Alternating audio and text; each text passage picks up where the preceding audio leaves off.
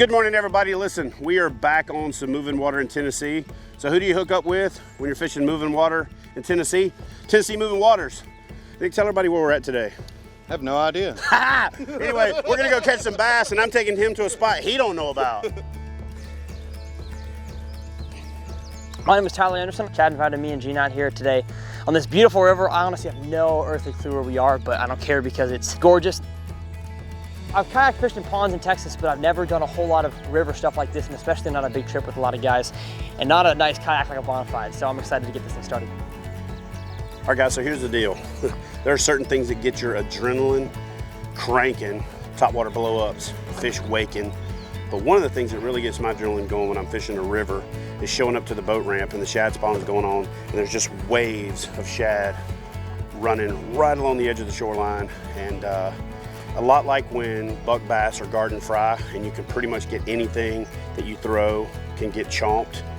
On the rivers in Tennessee, when the shad spawn's going on, it gets a lot like that. So a buzz bait, a whopper plopper, a zoom horny toad, all of those things, and a slow walk, clook, clook, clook, clook, spook or sexy dog junior, it can get your arm broke.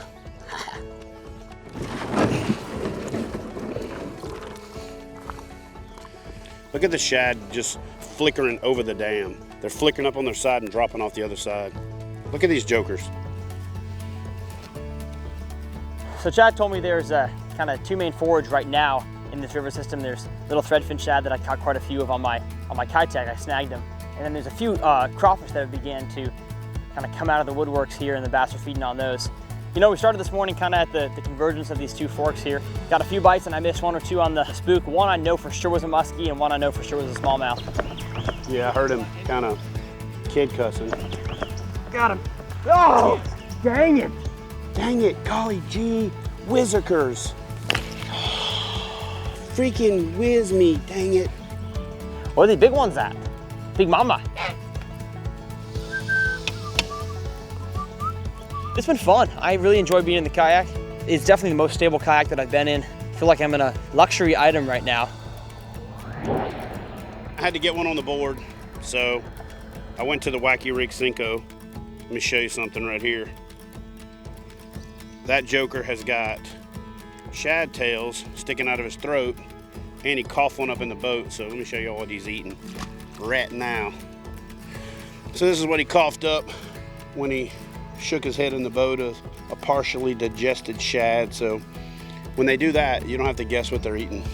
All right, guys, so one of the things that I like the most about kayak fishing, the kayak fishing lifestyle, is the exploration aspect of it, that explorer mindset. And one of my favorite things to find are these little offshoot creeks that feed into bigger rivers or creeks.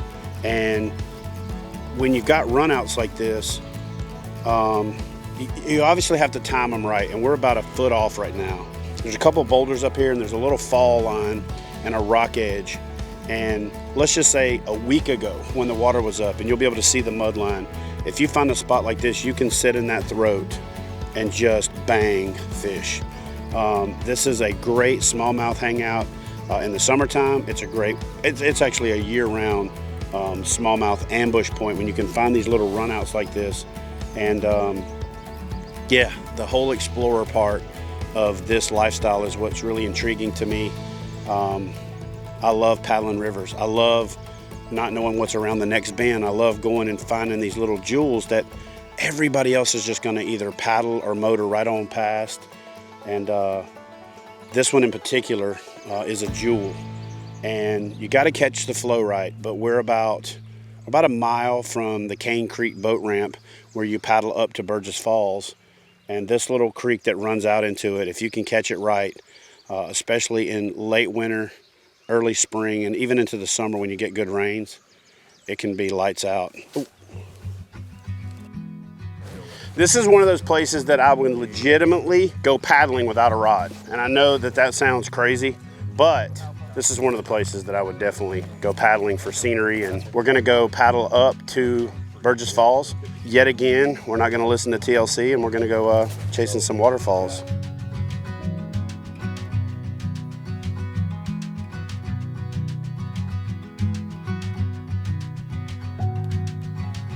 We had a beautiful paddle this morning. We're gonna move to another spot. We're gonna head through Cookeville to the other side, drop into a little river, and see if we can't find us a big old football. Yeah, football. Wilson footballs were originally made in Cookeville, little known fact, and so it's appropriate that we can catch a football right there in town. So you can probably tell from this video, we haven't caught a whole lot of fish today. We've had a lot of fun, seen a lot of cool scenery, but we are on a last-ditch effort today, different part of the river to catch some smallmouth. Of course, me from Texas, I don't have any smallmouth, so that's our plan. We're gonna rig up some finesse jigs, shaky heads, drop shots, some topwaters, hopefully end up with some giant smallmouth at the end of this day, which would be absolutely fantastic. Small? Hey now. So Tyler, I'm gonna hook you up with this roto grip here from Yak Attack. Sweet. What you do is just position that wherever you want to lay your paddle down. That way when you set your paddle down, if you happen to move your feet, it doesn't do that, back and forth. Got it. So you can lay it sideways, you can turn it to where you can put it on the bow and lay it on there. Oh, interesting. And then if you'll do me a favor, take that one off of the bow of my boat right there. Yeah. You can actually put two of them. When you lay your paddle across, you can sit it in both of them. Okay. You can either just lay it on top of it and it'll quieten it down, or you can click it in. I gotcha. And then it ain't going anywhere. Ah, you're right. Yeah. All right, guys, so here's a tip that's a little different. About 90% of the time I'm telling you about something specific to kayak fishing. But this is a public service announcement for those of you who don't fish from kayaks, but you fish in boats where there are kayaks. As long as you have room to do so safely, go buy us on plane. It's a lot more courteous, it's better for us than coming down to idle. Your boat is sitting lower in the water, it's pushing a bigger wake. It takes forever for the waves to dissipate, and it's actually more disruptive. So I know it's counterintuitive, but as long as you got room to safely do so, just blow right past us on plane. We'll get back to catching fish, and you can continue to turn gas into noise. I'm just messing with you.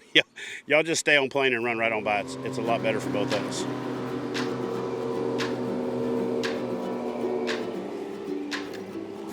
You guys want to know the real reason Gene started wearing that hat with a G on it? It's not because he's from Georgia. It's because his parents made him start wearing it so he could remember that his name started with a G and not with a J.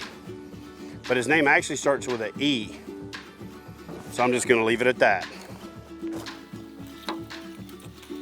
This ain't much, but it's actually the first bass caught out of a production Bonafide SS 107.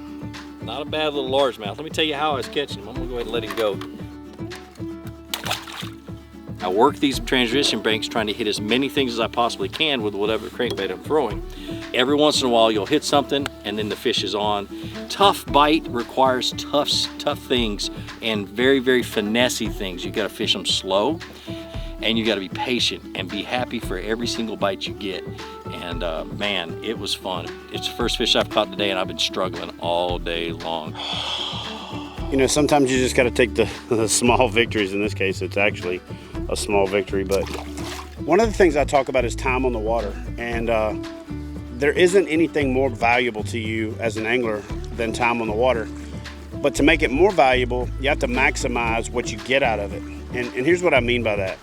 We found places today through exploring that weren't the best possible place to fish today. But we didn't know that until we went there. But there's several places that I found that I thought, man, this would be a perfect spawning spot, or this would be a perfect, winter spot, or this would be a better midsummer spot. Oh damn, that's a good spot. That's a good looking spot right here.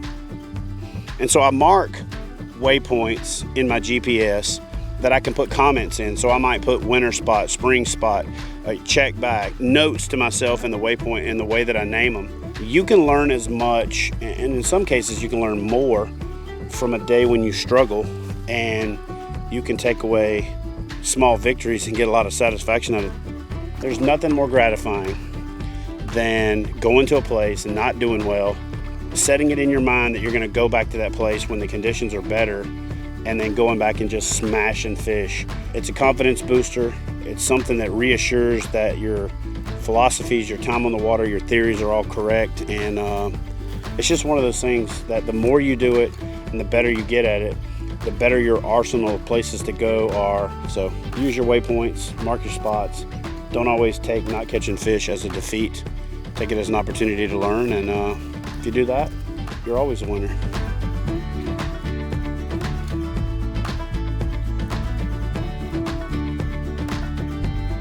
You know, the only thing more frustrating than not catching a lot of fish yourself is finally seeing your buddy you haven't seen in an hour and saying, "Hey buddy, caught any fish?" And he says, "Yeah, got 4, one of them about 4 pounds."